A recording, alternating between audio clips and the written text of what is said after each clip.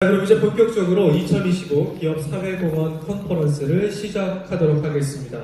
자, 가장 먼저 문을 열어주실 분은 서울대학교 사회학과 이재열 교수님이 컨퍼런스의 시작을 알려주시겠습니다. 이재열 교수님은 사회학의 대가십니다. 한국 사회의 다양한 문제를 연구해 오신 사회학의 석학이신데요. 정말 많은 수학들의 큰 존경을 받고 계신 분입니다. 오늘 기조 연설의 주제는 플랫폼 시대의 사회공헌, 연결의 힘, 협력의 가치입니다. 큰 박수로 이재열 교수님을 맞이해 주시죠. 너무 과분한 소개를 해주셔서 제가 어디 숨고 싶습니다. 오늘 여러분과 같이 나눌 주제는 플랫폼 시대의 사회공헌, 그리고 연결의 힘, 협력의 가치라고 하는 주제로 말씀을 드리려고 합니다. 소개해 주신 것처럼 사회공헌 정보 플랫폼이 출범을 하는 이정표 앞에 서 있죠. 디지털 대전환이라고 하는 거대한 파도가 사회의 모든 영역을 지금 덮치고 있는 시점에서 사회공헌도 역시 예외일 수 없습니다. 이 시대, 이 자리에서 플랫폼 시대라고 하는 변환 속에서 사회공헌이 어디로 가야 될지 하는 것들을 살펴보도록 하겠습니다. 저는 그동안 우리 사회에서의 신뢰, 네트워크, 재난, 위험, 사회적 가치 같은 것들을 연구를 해왔습니다. 최근에는 디지털 전환이 가져오는 사회 변화의 여러 모습들에 대해서 고민하고 있는데요. 먼저 우리가 직시해야 될 현실이 있습니다. 월드 이코노믹 포럼에서 매년 발표하는 글로벌 리스크 리포트에 의하면 우리가 복합 위기 시대에 살고 있다라고 얘기를 합니다. 경제, 환경, 지정학, 극적 갈등 등등이 개별적으로 보이는 것이 아니라 이제는 서로 촘촘하게 연결이 돼서 거대한 시스템적인 위기를 만들어내고 있다고 보는 거죠. 기후위기가 식량 안보를 위협을 하고 이것이 다시 사회적 갈등, 이주 이런 문제로 연결되는 겁니다. 과거의 단선적인 해결책으로는 대응이 불가능한 시대가 됐습니다. 제가 이제 지난 1년 동안 정치학, 경제학 하시는 분들하고 공동 연구를 했는데 한국의 지난 50년의 변화에 대해서 한번 연구를 했습니다. 그랬더니 결론은 한국이 아주 압축적인 닫혀있는 성장 사회에서 이제는 승자 독식의 균열 사회로 귀결이 됐다라고 이렇게 진단들을 하는데 대부분이 합의를 했습니다. 국회미래연구원에서 국민들한테 물어봤습니다. 우리가 지금 하던 대로 하면 어떻게 되느냐 했더니 국민들 대다수가 망한다라고 응답을 했습니다. 어떻게 보면 지금부터 변화를 대비해서 어떤 저 각도를 전환하는 노력을 하지 않으면 미래가 없다라고 하는 건데 큰 전환이 세 개가 오고 있습니다. 그린 대전환이죠. 기후변화, 인구 대전환, 그리고 국제질서의 대전환이 있습니다. 거기에 보태서 디지털 대전환이 오고 있습니다. 이 과정에서 어떻게 해야 될지, 어떻게 하면 우리가 지금보다 훨씬 더 나은 이 역동적인 품격 사회로 갈 것인지 하는 이런 고민들을 하게 됩니다. 정치학이나 행정학 하는 분들은 wicked problem, 난제의 시대라고 얘기를 합니다. 정의하기도 어렵고 명확한 해결책도 없고 전혀 다른 증상들이 막 뒤섞여 있습니다. 이런 악성 문제들은 기존의 단편적이고 분절적인 접근으로는 해결할 수 없는 이런 것들이라고 보는 것이죠. 그러면 사회공헌은 어떻게 해야 될 것인가? 시스템적인 진단이 필요하다라고 볼 텐데 우리는 과거에는 좋은 일을 자선을 하는 걸 목표로 하는 시기가 있었습니다. 이제는 똑똑하게 그 일을 해야 되는데 앞으로는 실질적인 변화를 어떻게 만들 것인가 하는 걸로 가야 됩니다. 그렇지만 여전히 많은 현장에 있는 분들은 실패가 반복되고 있다. 의도치 않은 부작용들이 많다. 왜 그렇습니까? 눈에 보이는 증상의 처방을 하는데 극복하기 때문입니다. 실질적인 변화를 만들어내려면 임팩트에 대한 시대로 가야 됩니다. 허브 중심에서 생태의 관점으로 패러다임을 바꿔야 되죠. 그래서 필요한 것이 시스템 띵킹이다 생각을 합니다. 생게나 스트로 같은 사람들이 잘 강조를 하고 있는데, 복잡한 문제를 풀으려면 전체를 봐라. 단선적인 인과관계가 아니라 순환하는 피드백 루프를 이해를 해야 된다. 그래서 어떻게 개입을 해야지 변화를 만들 수 있는지에 대한 레버리지 포인트를 찾는 데 고민을 해야 된다. 이렇게 얘기들을 합니다. 시스템 띵킹은 눈에 보이는 사건에만 집중하는 것이 아니라 그 안에 있는 이 패턴이 있고, 패턴을 만드는 구조가 있고, 그 구조를 받치고 있는 멘탈 모델이 있다라고 분석을 하죠. 그리고 진짜 사회혁신이 이루어지려면 멘탈 모델을 변화시키는 데서 시작을 해야 된다라고 생각을 합니다.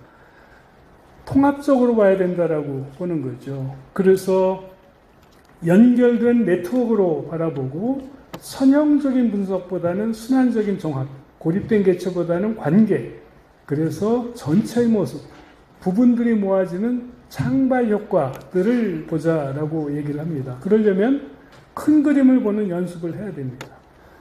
그런데 이 시스템 띵킹 하는 분들이 공통적으로 지적하는 것들이 있습니다. 몇 가지의 원형들이 있다. 우리가 시스템 띵킹을 하지 못하면 겪게 되는 실패인데요. 첫 번째는 단기적으로 문제를 풀려고 하다 보면 결국 문제를 악화시키는, 이게 이제 부담의 전가라고 봤고요.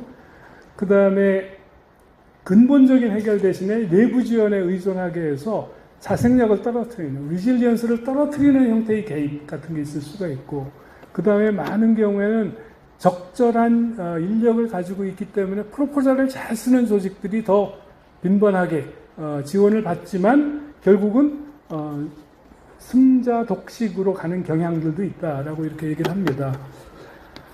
한국의 그 비영리 소셜 섹터에 대한 데이터들을 보니까 공익법인이 한 3만 개 정도 되는데요. 굉장히 작습니다.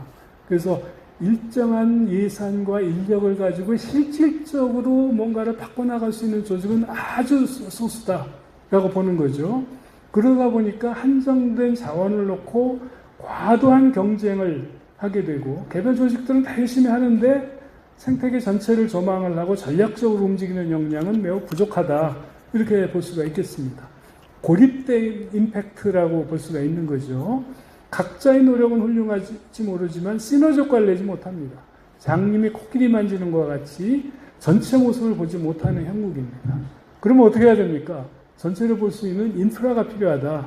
조금 더 깊이 들어가 보면 우리의 그 소셜 섹터에서 지금 드러나 있는 실패의 원형들, 이게 승자 독식이나 부담 전가나 공의주의 비극 같은 것들이 이렇게 위에 떠 있다면 그 밑에 멘탈 모델에서는 뭐가 자리 잡고 있을까?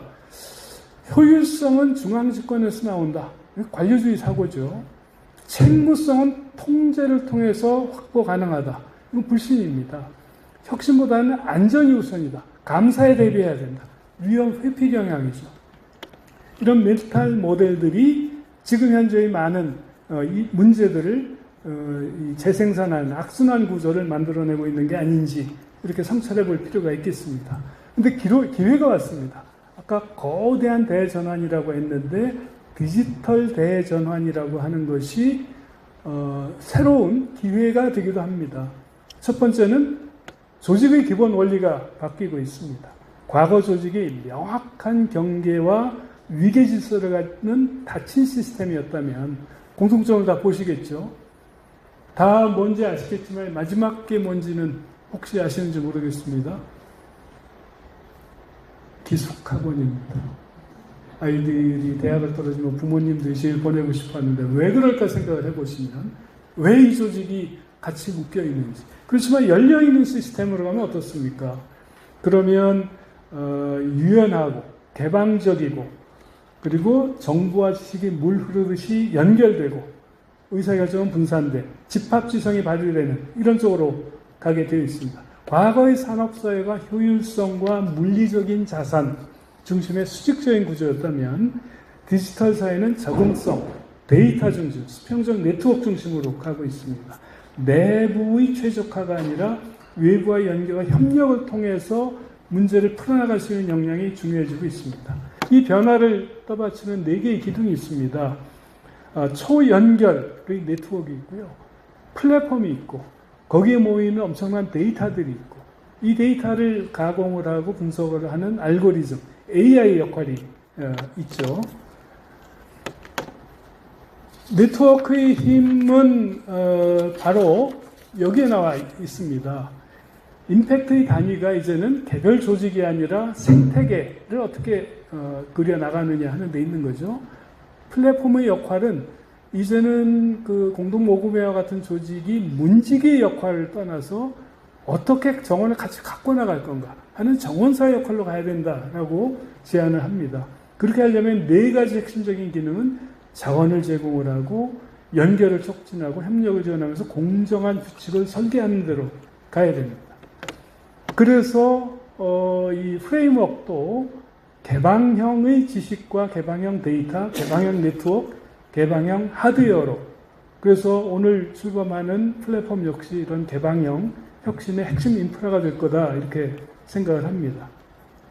시스템 띵킹을 한다라고 하는 것은 기존의 사고, 단절, 부분, 선열, 분석, 고립에서 상호 연관, 전체성, 순환성, 종합, 창발로 가는 거죠. 전체 사회 시스템의 변화, 단순한 인과관계가 아니라 상호작용, 그 다음에 순환적인 피드백 이런 것들을 보는 걸로 가야 된다라고 보는 거죠.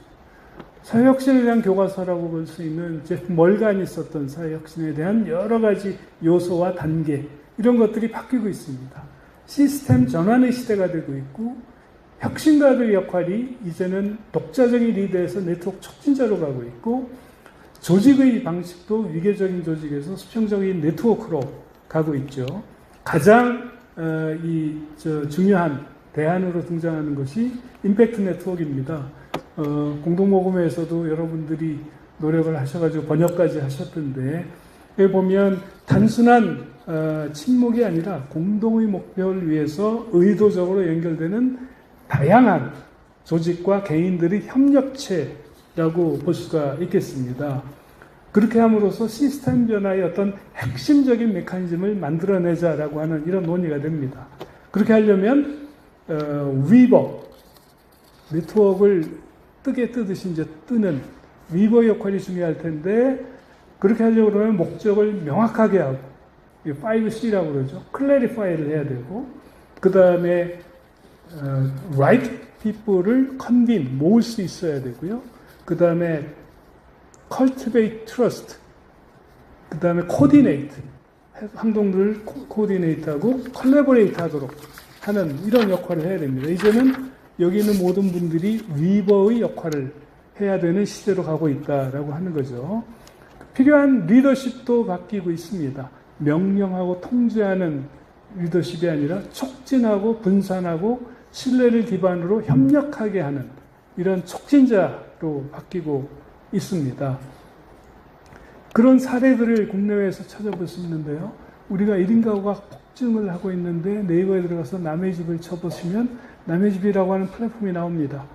그래서 깃발 들고 언제 우리 집에 몇 명 모이자라고 해서 모이면 이 사람들이 모여서 속에 있는 얘기를 다 하는데 심지어는 자기 가족들한테도 못하는 얘기를 다 한대요. 왜 그러냐면 다시 안 볼 거기 때문에. 제일 많은 스트레스를 주는 게 직장 상사와 가족이랍니다. 1인 가구 구성원들한테. 그 문제를 풀기 위한 네트워크 대안이 만들어지고 있습니다. 다 주말 농장을 갖고 싶어 하는데 감당이 안 되죠. My Second Place라고 하는 플랫폼에서는 많은 사람들이 공동으로 소유할 수 있도록 하는 지역의 로컬 홈들을 제공을 하는 형태로 가고 있습니다.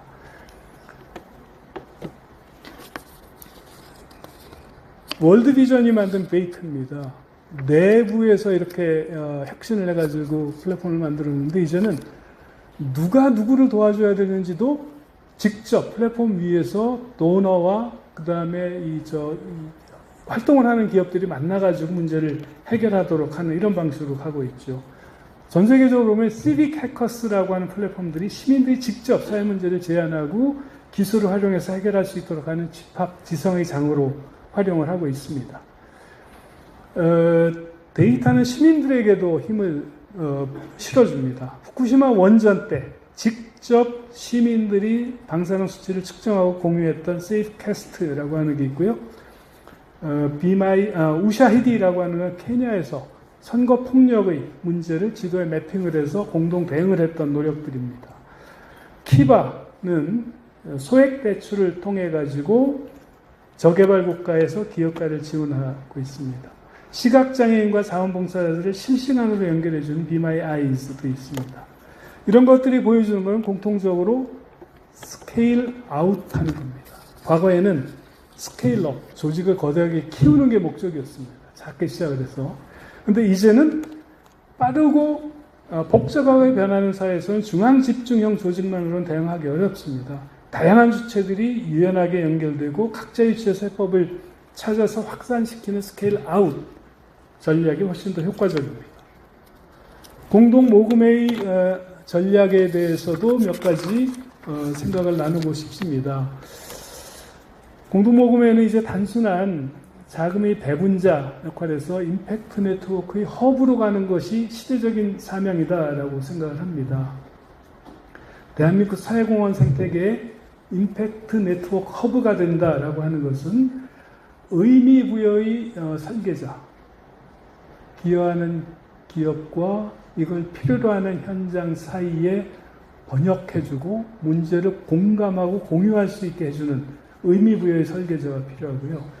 그 다음에 가치를 측정하고 컨설팅하는 가치 창출 전문가, 데이터를 투명하게 공개하고 신뢰를 하는 급진적인 투명성 실천가, 다양한 이해관계자를 엮어내는 네트워크 위버가 되어야 된다라고 봤습니다.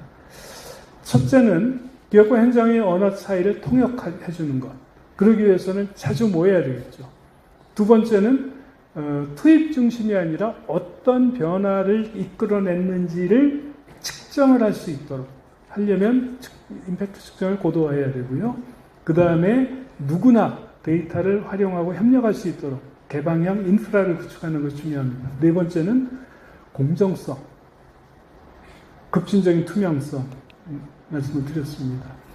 이래서 우리가 지향해야 될 미래의 모습을 이렇게 그려봤습니다. 공동모금회가 가운데에 있고 기업, 비영리현장, 시민 전문가들을 연결하는 허브가 되고 이 연결을 통해서 자원, 정보, 신뢰가 막힘없이 순환하는 그런 생태계를 만들어 가는 것입니다. 오늘 말씀을 정리를 하겠습니다. 플랫폼 시대 우리는 연결해서 새로운 기회를 찾아야 됩니다. 단순한 기술 도입에 그치는 것이 아니라 관계와 협력의 재구성을 통해 근본적인 시스템 전환을 해야 되겠죠. 그 중에 임팩트 네트워크가 있고 여기 계신 여러분들 한 분 한 분이 그 네트워크를 촘촘하게 짜는 위버 역할을 해주실 거라고 기대를 합니다. 그리고 공동모금회가 이런 변화의 중심에서 아주 든든한 허브 역할을 해줄 것이라고 기대를 합니다. 연결의 힘과 협력의 가치가 만들어 나가는 우리나라 사회공헌의 새로운 미래가 오늘 출범하는 이 플랫폼을 시작으로 우리 모두가 함께 할 수 있는 기반이 될 수 있기를 기대하면서 말씀을 마치겠습니다. 경청해 주셔서 감사합니다.